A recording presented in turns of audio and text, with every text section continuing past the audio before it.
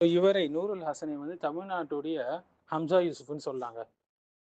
அவர் வந்து வெஸ்டர்ன் வேர்ல்டில் இருக்கக்கூடிய வழிகேடர் தான், சூஃபித்துவ வழிகேடர் தான் ஹம்சா யூசுஃப். தமிழ்நாட்டில் நூருல் ஹசன் அவருடைய ஒரு காப்பி, ஜெராக்ஸ் காப்பின்னு சொல்லலாம். இப்போ நிறைய பேர் அவருடைய ஃபித்னால விழுந்துட்டு இருக்கிறாங்க. அவருடைய சேனல் யூடியூப்லேயும் இருக்குது, இன்ஸ்டாகிராம்லேயும் அவர் ஆக்டிவாக இருக்கிறாரு. அவருடைய உரையை கேட்பவர்கள் பிரம்மாண்டமாக இருக்குடா, புதுசாக இருக்குடான்னு நினைக்கலாம். நிறையா ஒரு ஆன்மீக தூண்டல் போல இருக்குதுடா அப்படின்னு சொல்லலாம். ஆனால் இவங்களுக்கு இப்படி சொல்லக்கூடியவர்களுக்கு பேசிக் மார்க்க அறிவு கூட இல்லை என்பதாங்க சொல்லணும். ஏன்னா வந்து நிறைய அக்கீதா மன்ஹஜ் ரீதியான பிழைகள் இவர்கிட்ட இருக்கு.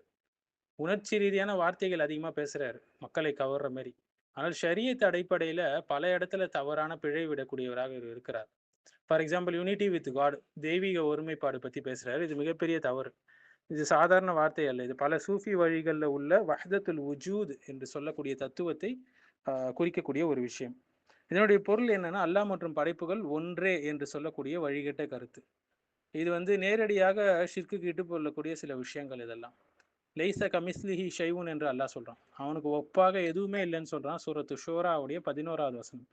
ஸோ அல்லாஹ் வந்து தனித்தவனாக இருக்கிறான், படைப்புகளோடு கலந்து இல்லை. ரெண்டாவது, இரண்டையும் கலக்க முடியாது, ஃபனான்னு சொல்லுவாங்க. இதை சூஃபிகள் வந்து சொல்லிக் கொடுப்பாங்க. செல்ஃப் அனிஹிலேஷன் சொல்லுவாங்க. இந்த ஃபனா என்று சொல்லக்கூடிய இந்த வழிகெட்ட சித்தாந்தம். இது வந்து சிலர் இதை என்ன சொல்லுவாங்க, நான் கிடையாது, அல்லாஹ் தான் நான் தான் அல்லாஹ் அப்படின்னு சொல்லி வளருவாங்க. இது மிகவும் ஆபத்தான ஒரு வழி. சரியான இஸ்லாமிய கருத்து என்னன்னா, ஃபனா என்றால் பாவங்களை விட்டு விடுவது, அல்லாஹ்க்கு முழுமையாக கீழ்ப்படிவது. இதுதான் சரியான கருத்து. ஆனால் சூஃபிகள் எப்படி இதுக்கு விளக்கம் கொடுத்துருக்காங்கன்னா, வழிகெட்ட விளக்கம், அல்லாவோடு நம்ம ஒன்றாகிடணுங்க, கலந்துடணுங்க அப்படின்னு சொல்றாங்க. அடுத்தது மாரிஃபா என்று சொல்லுவாங்க. ஷரியத்துடைய வெளிரங்கமான அறிவு, உள்ரங்கமான அறிவுன்னு சொல்லி பேசுவாங்க. மாரிஃபா என்றால் ஹிடன் நாலேஜ் என்று சொல்லுவாங்க.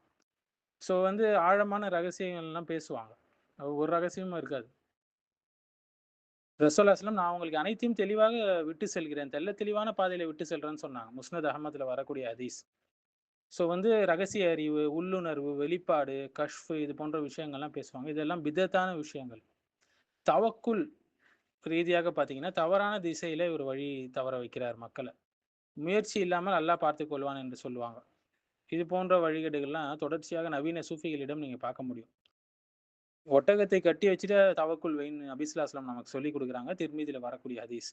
பெரும்பாலும் இந்த நவீன சூஃபிகள் என்ன செய்வாங்க என்றால், அல்லாஹ் பார்த்துக்குவான், அல்லாஹ் கொடுப்பான், அப்படியே உட்காந்துட்டு இருப்பாங்க, எதுவும் செய்யாம, சோம்பேறிகள் போல. இதயத்தை துறக்கணும், ஆன்மாவை ஒளிபெற வைக்கணும்னு சொல்லுவாங்க. இதெல்லாம் வேக் ஸ்பிரிச்சுவாலிட்டியோடைய வார்த்தைகள். குரான் சொன்ன அடிப்படையில் சரியான வார்த்தைகள் இது கிடையாது.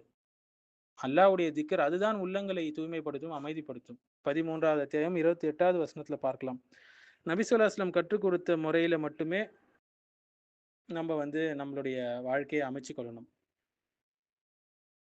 ஸோ இது போன்ற சூஃபித்துவ வழிகேடுகள் தௌஹீதுக்கு எதிரான கருத்துக்களை ப்ரொமோட் பண்ணுது, பிதத்தான மற்றும் எமோஷனல் டிசப்ஷனை வந்து நிறைய அதிகப்படுத்துது. குரான் சுன்னாவை விட்டுட்டு எக்ஸ்பீரியன்ஸ்டு பேஸ்டு ரிலிஜன், அனுபவ அறிவை வைத்து மார்க்கத்தை கையாளக்கூடிய வழிகேட்ட பாதையை திறந்து விடுது. இதில் நூருல் ஹசன் வந்து ஃபேமஸாக போயிட்டு இருக்கிறார். இப்போ தமிழ்நாட்டுடைய ஹம்சா யூசுஃப்னு தான் அவர் சொல்லணும். வெளிநாட்டில் ஃபித்னா பண்ணக்கூடியவர் ஹம்சா யூசுஃப், இங்கே தமிழ்நாட்டில் இவர் ஃபித்னா பண்ணிட்டு திரிகிறாரு. இந்த உம்மத்தில் நம்மளுடைய முன்னோர்கள் சலஃப்மார்கள் நல்லதுன்னு பார்க்கலையோ, அது பின்னவர்களாக நம்ம இருக்கக்கூடிய பிற்காலத்தவர்கள் நல்லதாக பார்க்க முடியாது.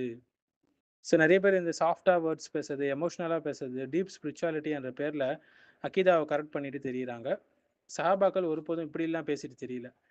தொழுதா உங்கள் இதோட கனெக்ட் ஆகிடும், அதோட கனெக்ட் ஆகிடும், இந்த ரகசியம் இது அப்படின்லாம் அவங்க பேசவே இல்லை. ஸோ இந்த சூஃபி பயணம் என்று சொல்லக்கூடிய இந்த சேனல் வந்து ஒரு வழி தவறிய சேனல். ஸோ இவருடைய வீடியோஸை பார்க்காமல் தவிர்த்து கொள்வது தான் நல்லது. பார்க்க பயங்கரமாக இருந்தாலும் உள்ள ஒரு மேட்ரும் இல்லை, குரான் சுன்னா ரீதியான எந்த தெளிவும் இல்லை.